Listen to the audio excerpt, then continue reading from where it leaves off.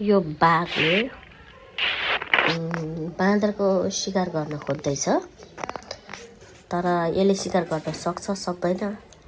हामी सबैजना चुप लागेर चाहिँ यो भिडियोलाई राम्रो गरी अन्तिमसम्म हेरेर चाहिँ यसको काम सफल हुन्छ हुँदैन हेरौँ है त साथीहरू सबैजनाले।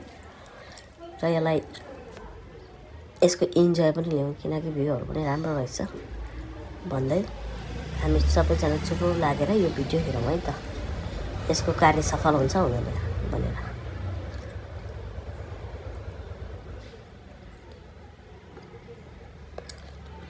भाग्दैछ, त्यो तलबाट गइरहेछ, त्यो माथि भागिरहेछ। ए अलिक तल्लोपट्टिसम्म नि आएर हेर्दो रहेछ, फेरि हेर्नु त।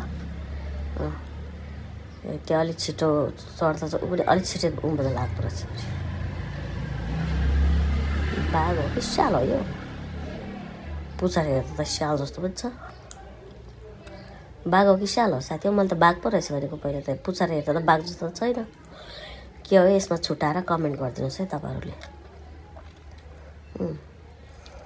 त्यो माथिको त बाँदरै जस्तो छ खै।